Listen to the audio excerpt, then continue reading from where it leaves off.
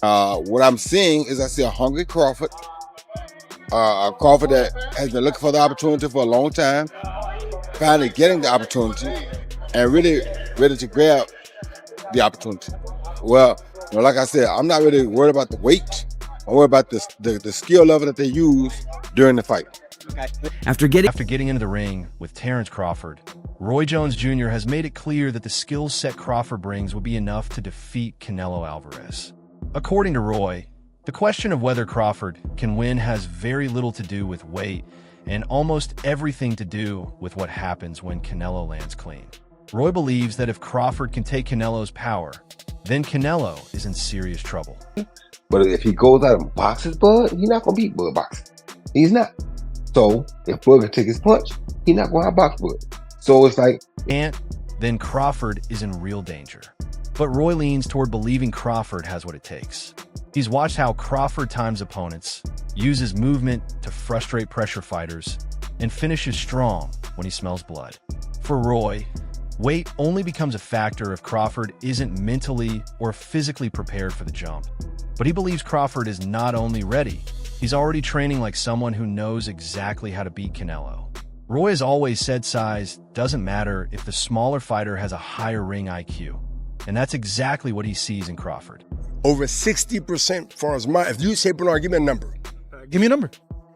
He has an 85+ chance to beat Canelo. Why? He's not going in there to prove something, which will fall into Canelo's hand. He would love for him to prove something. That means you will stay there and try to prove something.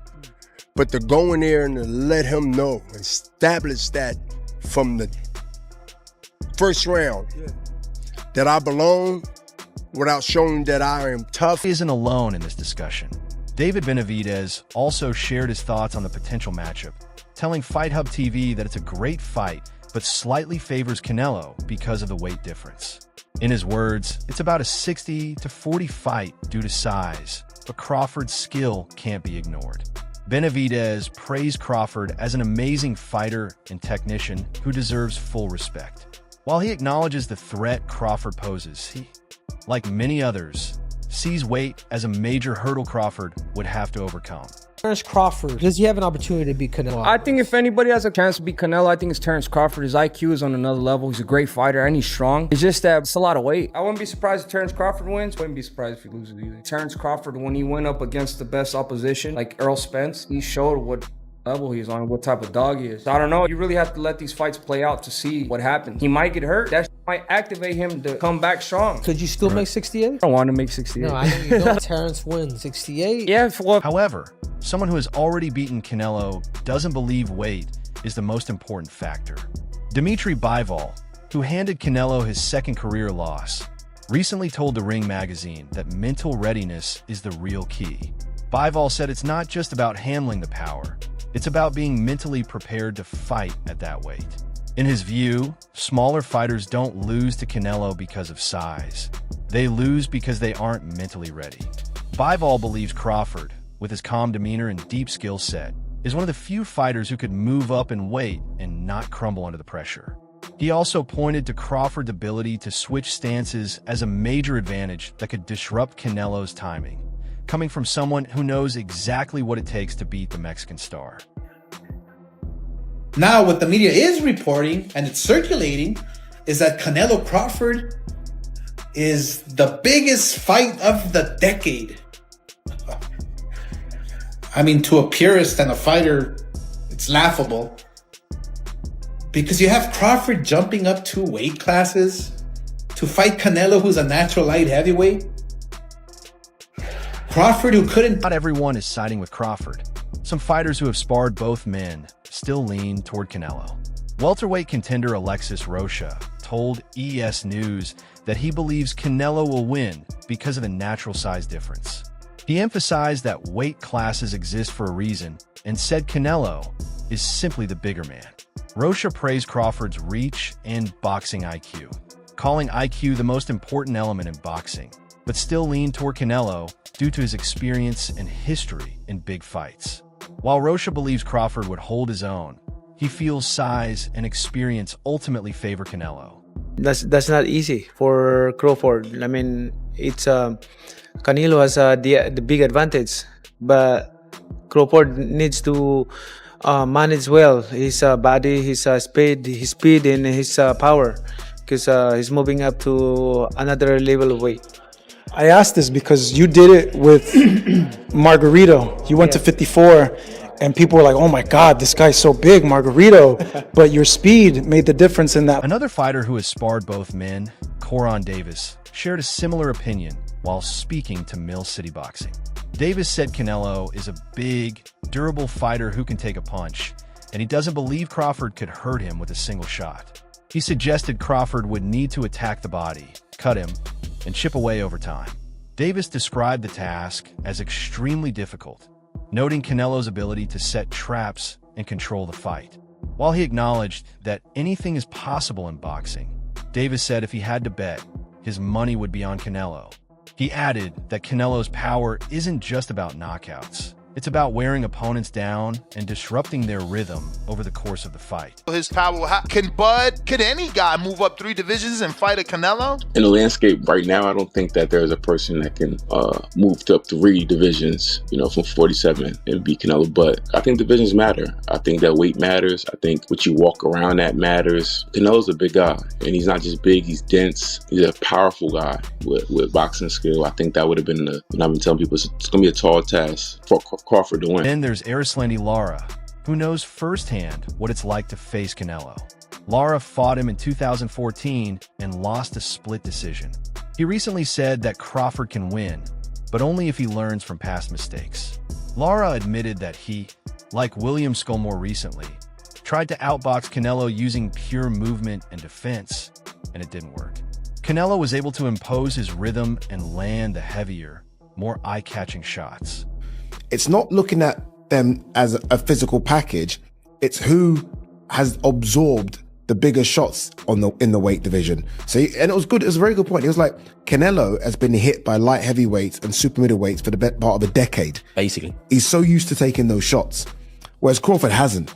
Crawford's been hit by 140 guys and 147 guys for the best part of a decade. Yeah. What's Crawford going to be like? Lara warned against relying on arm punches and overly cautious defense. He believes Crawford has a real chance if he combines movement with consistent offense and body shots.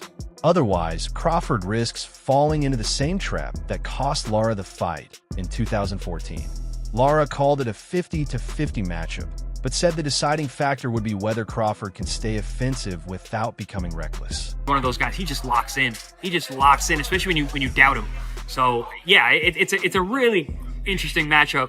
I think of it more from psychological than anything, because on paper it's like, yeah, but he's a super middleweight. He went up 3. Now Terrence is going up 3 weight classes. He had a little trouble with Majramov. So on paper it's like, yeah, of course it's Canelo. But when you think about it from a psychological standpoint, it's like, I don't know, man. The conversation has grown into more than just a fight prediction. It's exposing a deeper divide in the boxing world over how much weight and power should matter in modern matchups. Roy Jones often points to his own career, beating larger opponents, as proof that timing, intelligence, and ring control can overcome size when applied correctly.